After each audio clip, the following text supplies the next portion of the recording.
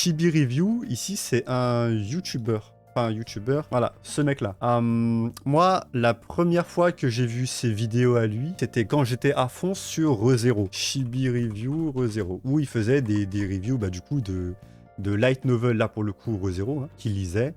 Où justement, voilà, il faisait des reviews de ReZero. Bon, là, c'est l'animé, quoi. Mais quand il lisait le light novel, à l'époque, c'était 2019, avant que la saison 2 sorte, où j'étais tombé sur ses vidéos. Voilà, c'est la première fois que j'ai vu Chibi Review. Il s'est passé beaucoup de choses pour lui. Beaucoup de choses pour lui, vous allez voir. Vous savez, c'est cette personne où il y a un an, l'année dernière, hein, vers fin d'année, où il avait fait un post sur Dan Dadan. Ah voilà, tu vois, voilà ce qui s'était passé. L'année dernière, vers octobre, bah, du coup fin d'année 2024, où quand Dan Dadan sortait, l'animé, il avait fait un post pour... Enfin, il avait fait un post là-dessus, tu vois. Où c'était une blague un peu sur... Non, c'était même pas une blague. C'était sur le premier épisode, quand il y a eu, vous savez, une scène un peu sombre, quand des aliens essayaient de faire des choses bizarres à le main caractère féminin, hein. Il avait fait un post là-dessus, et les gens ont tout de suite mal pris, tu vois. Il avait dit, ouais, pourquoi c'est aussi bien animé. Voilà, il avait dit un truc comme ça, il avait dit, pourquoi c'est aussi bien animé, tu vois. Ou voilà, Momo Ayase, justement. Voilà, c'était elle le personnage. Suite à ça, il a eu plein d'embrouilles suite à ça, où les gens ont tout de suite mal pris en mode, ah oui, je trouve ça... Enfin, t'aimes bien le fait qu'une scène de viol soit bien animée, du coup, les gens l'ont troussé. Ils l'ont troussé, et c'est venu à un point où, justement, ici, il fait un post pour dire, voilà, je suis à bout de nerfs, ils essayent activement de tout divulguer, donc de me dox. Ils piratent l'un de mes comptes et publient des messages d'alerte, ils essayent d'obtenir mon numéro de téléphone, d'impliquer d'autres membres de ma famille. S'il vous plaît, aidez-moi, tu vois. Ça, c'était du coup fin d'année 2000... l'année dernière, fin d'année.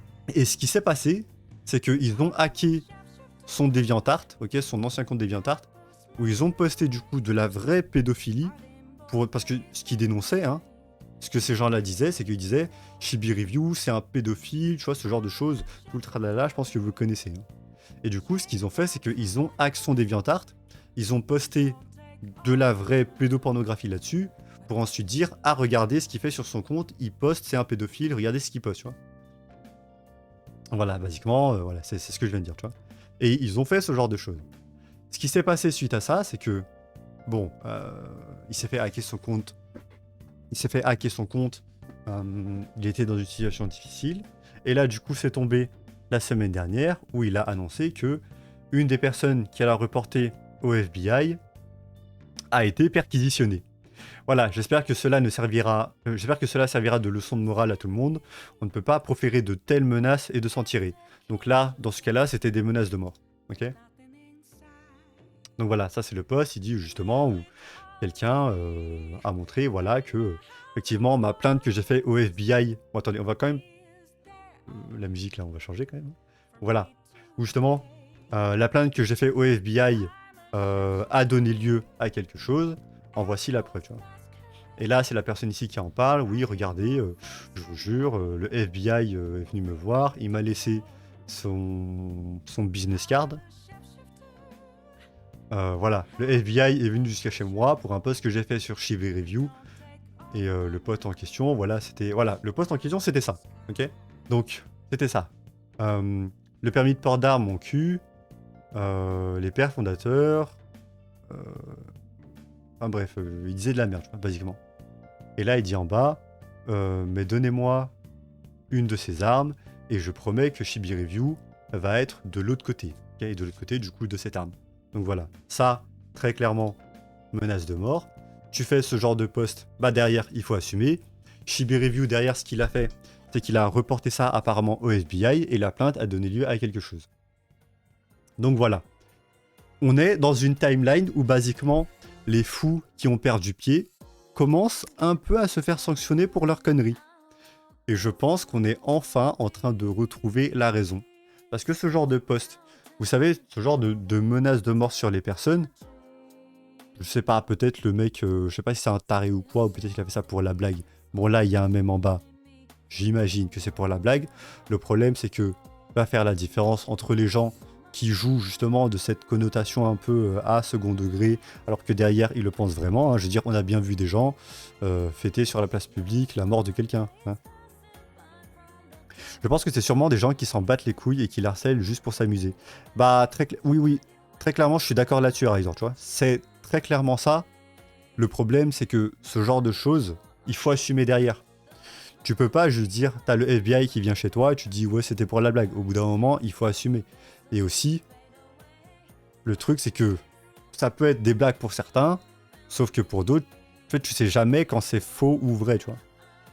Donc c'est pour ça que moi, je suis d'accord pour dire, prends les gens au mot, ils disent des choses, bah ok, il faut assumer. Vous dites des conneries comme ça, ou ouais, je suis d'accord pour prendre un camion, rouler sur des gens. Là, ce qu'il dit, c'est ouais, j'aime pas les armes, mais par contre, si tu me mets Chibi Review devant moi, ah, là, par contre, un peu plus mitigé là-dessus. Dans ce cas-là, je suis d'accord sur le fait que ouais, c'est sûrement des petits cons qui disent des conneries. Par contre, vous dites des conneries, il faut assumer derrière, tu vois.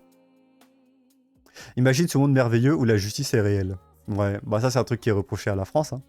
Ouais, je dis ça en mode il s'en fout du propos de Chibi. Ouais, je pense, mais de toute façon, je suis d'accord sur l'observation. Je suis d'accord sur l'observation. Voilà, là ça a l'air legit. Merci à la business card. Je suis content que j'ai fait mon report, tu vois. Et ça, effectivement. Et encore une fois, tu vois, là pour le coup, c'est quelqu'un qui le menace de mort. Moi, j'espère que les personnes qui ont hacké son DeviantArt pour poster de la vraie pédopornographie dessus, hein, parce que faut réaliser quand même le bail. Hein. C'est des gens qui disent regardez, c'est un pédophile. Pour montrer que ce type-là est pédophile, ils vont hacker son compte, ils vont télécharger eux-mêmes des images, des vidéos pédopornographiques. Je sais pas comment ils ont eu ça et je veux pas savoir. Mais du coup, ils sont partis chercher tout ça pour le poster sur son compte pour dire regardez, lui c'est un pédophile. Je pense qu'on est vraiment. Donc voilà, ça c'est un peu le problème de la justice sociale, tu vois. Cette espèce de les gens qui font justice eux-mêmes. Alors attention, hein, des fois c'est compréhensible, ok. Des fois c'est totalement compréhensible. Là pour le coup, on parle d'un cas qui ne l'est pas. Hein. Un cas qui ne l'est pas, c'est-à-dire où ils essayent de se faire justice soi-même, ils essayent de condamner quelqu'un en le traitant de pédophile. Du coup, ce qu'ils font, enfin, en fait, je sais pas, là j'essaye un peu d'être compréhensif, même comme ça, j'arrive pas à me dire comment est-ce que tu peux être sain d'esprit et pour montrer que quelqu'un est pédophile, tu vas chercher toi-même des images pédopornographiques pour le poster sur son compte. Ça me dépasse. Ça me dépasse. Au final, c'est eux qui sont allés chercher des trucs pédos. Bah, totalement, tu vois. Totalement. Et j'espère que ces personnes-là se font trouver. Moi, j'espère que là, Chibi Review, ce qu'il a fait, c'est qu'il est parti remplir un lawsuit. Comment ça s'appelle déjà? Enfin, parti porter plainte. Justement pour les attraper, ces personnes-là. Hein.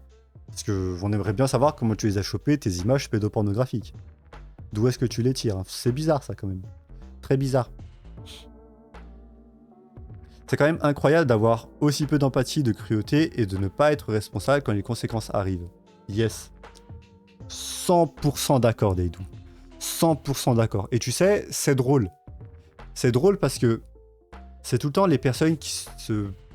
Tu sais, ils se présentent comme étant les plus vertueux possibles. Regardez-moi, je pense, je mets sur un même pied d'égalité ma famille et des gens que je ne connais pas. Je pense à tout le monde, je suis tellement, tu sais, bienséant. Je suis tellement vertueux. Hein, voilà, le virtue signaling. Et c'est tout le temps ce même type de profil qui s'avère être les personnes les plus, comment dire, les plus exécrables. Hein. Là, par exemple, ce que tu dis sur ouais, le manque d'empathie et tout, eh ben, moi, ce que j'observe, hein, c'est que ce manque d'empathie, c'est quand même marrant de voir que ça vient de personnes qui se prétendent être les plus empathiques possibles. Tu vois, moi, j'ai une expérience personnelle là-dessus. J'ai quelqu'un qui était mon ami de très longue date, où il est très à gauche, très, tu sais, très LFI, très contre les injustices et tout, qui se bat pour les droits, tu sais, des travailleurs, pour les mecs d'en bas, etc., pour les injustices. Par contre, quand la situation l'exigeait, c'est quand même la seule personne qui a réussi à dire à quelqu'un voilà, dont le métier est d'être boucher, il lui a dit, il s'embrouillait avec lui, et au cours de la discussion, il a fini par lui dire ouais mais non, petite merde, vas-y, tu sais, à la fin de la journée, tu vas quand même continuer à peser mon kilo de viande, tu vois. Et donc ça, qu'est-ce que c'est? C'est du mépris de classe. Et voir quelqu'un qui se prétend aussi vertueux faire du mépris de classe, l'ironie est quand même palpable, hein. Elle est quand même très très très palpable. Et c'est tout le temps la même chose. Enfin, tout le temps la même chose. Moi, je vois souvent ces personnes-là qui se prétendent les plus vertueux faire la même chose. Je peux prendre un autre exemple. Tu sais, cette espèce d'affrontement entre la gauche et la droite. Hein. Là, pour ce cas-là, de extrême gauche, extrême droite. Très souvent, ce qu'ils font au cours des débats, c'est que quand quelqu'un va parler d'immigration, tout de suite, ça le qualifie de raciste, fasciste, nazi, etc. Tout ce que tu veux. Et à partir de ce moment-là, pourquoi ils font ça? Ça, c'est une stratégie de déshumanisation, parce que regardez ce qui se passe. Dès que quelqu'un se fait traiter de tous ces mots-là, fasciste, raciste, etc., ils le traitent même plus comme un humain.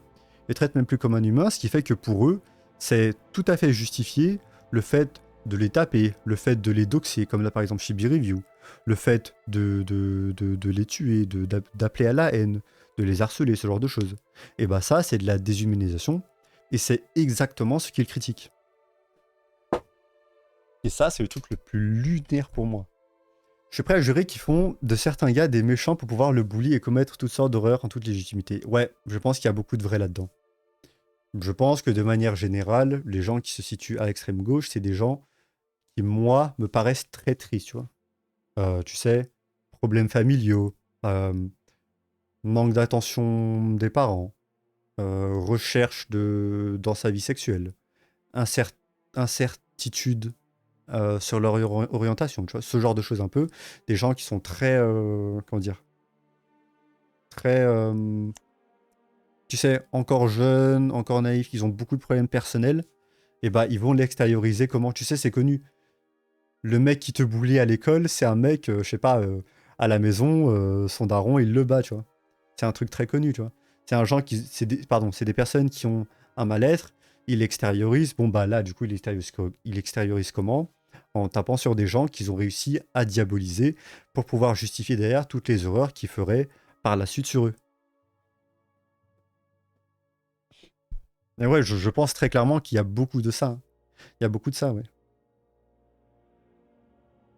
Après, sur Twitter, aujourd'hui, c'est juste un condensé de haine. Les rares fois où j'y vais, je me tape des barres de 30 minutes et après, ça me propose des choses qui me dévectent. Non, mais de toute façon, c'est connu. Hein. Twitter, c'est la poubelle d'Internet. Hein. C'est vraiment le village des fous. Et il y a beaucoup de vrai là-dedans. Il y a beaucoup de vrai là-dedans. Tu vois, pour moi, Twitter, c'est très simple. C'est une usine à farm. C'est un village de ferme. Tu vois, pour moi, Twitter, c'est vraiment la partie où tout le monde dit les choses les plus extrêmes pour créer le plus de clics, pour faire le plus d'engagement, pour avoir, comment dire, attirer les personnes les plus à l'extrême possible, hein, que ce soit d'un côté ou de l'autre. Et du coup, c'est ce qui crée le plus de traction, tu vois. C'est ce qui crée le plus de traction, c'est ce qui attire le plus. Par exemple, si je dis l'immigration, c'est une bonne chose, mais il faut faire attention. C'est une phrase tout à fait normale. Elle a l'air de se situer, il y a un certain milieu là-dedans, c'est-à-dire que immigration, c'est bien, mais danger. Donc voilà, c'est un mélange des deux. C'est pas une phrase choc. Par contre, si je dis un truc extrême, comme les Arabes retournez tous chez vous, bon bah, tac, tu vois. Ça, c'est les réseaux sociaux s'en emparent. Tu sais, les comptes comme ça, bah, comme lui, tu vois, par exemple, ils font des posts et tout pour dire ouais, regardez ce qu'il a dit, ou c'est un clip de 10 secondes où du coup ils ont isolé la phrase, qui vraiment, quand tu l'isoles toute seule, c'est un truc très, très, très vicieux, tu vois, où du coup ça ne fait que farmer, farmer, farmer en boucle. Et voilà, c'est le cercle de la haine, hein. Mais vraiment, c'est sûr, hein, Twitter, c'est vraiment le village des fous. Hein. C'est vraiment, vraiment le village des fous.